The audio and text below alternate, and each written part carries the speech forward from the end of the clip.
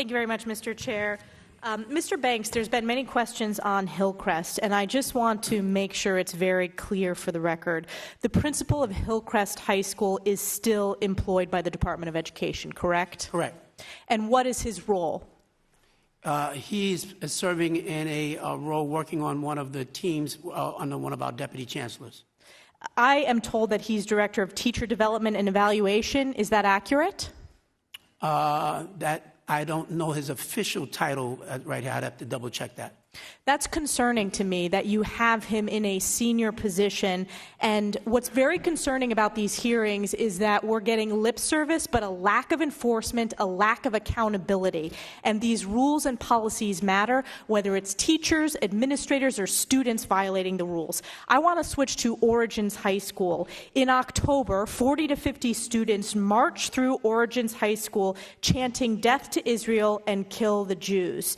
In addition, an independent investigation found that a teacher who teaches global history was told by a student, quote, "I wish you were killed." Another student called her, quote, "a dirty Jew," and the student said he wished Hitler could have hit more Jews, including her. What disciplinary actions have been taken against those students who chanted "Death to Israel" at Origins High School and against the student who harassed with anti-Semitic slurs that teacher? Two things. First of all, when we've done our investigation, we have found no evidence that there was any movement through the hall saying "death to the Jews." We looked at, and I treat that very, very seriously.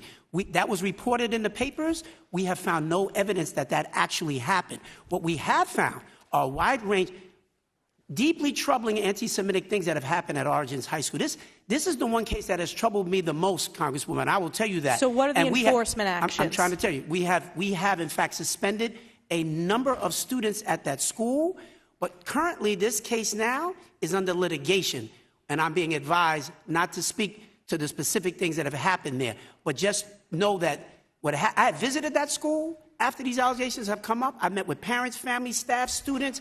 I'm deeply troubled by what has happened there, and we're going to get to the bottom of it. I can't say more because it is now under litigation. You understand our concern, though, as policymakers, when we have witnesses testify, whether it's Columbia University, Penn, Harvard, or New York City Chancellor, when there is a lack of enforcement and accountability, that there is a set of rules, but that individuals who violate those rules are not held accountable.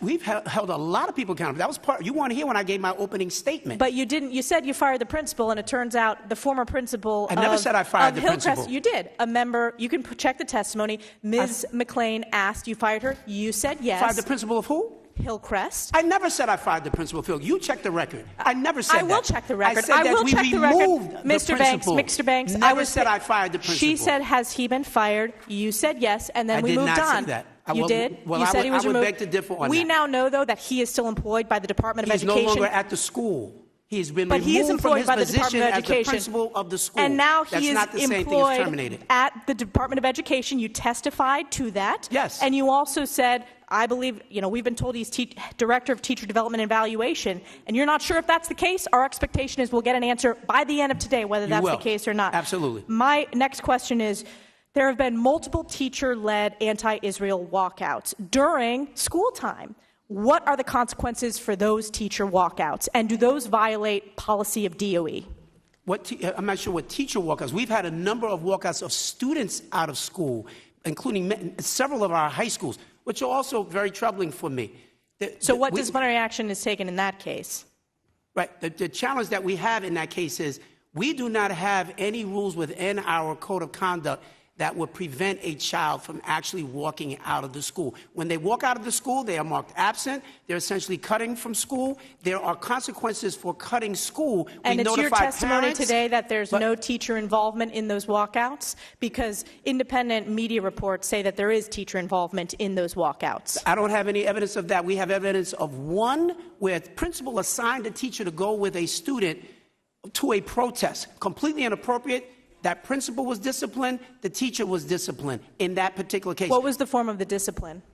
I'm not at liberty to tell you the very specific. They were not fired, but we have a wide range of discipline that takes place in those cases, and we did take action.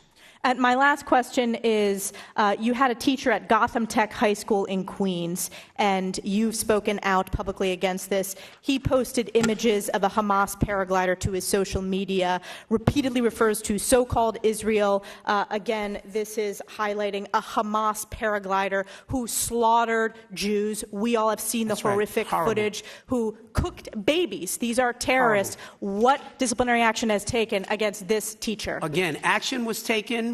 First of all, I want to just say, I think what that employee did, absolutely disgusting. Absolutely disgusting. But what action? And we took action. What was the action? I cannot give you the specifics on the action that was taken. Yes, you can. You're in front of Congress. What is the action? I cannot give you this on the specific employee. On this specific employee, you can give us an answer. You're choosing not to. That's unacceptable. Time has expired.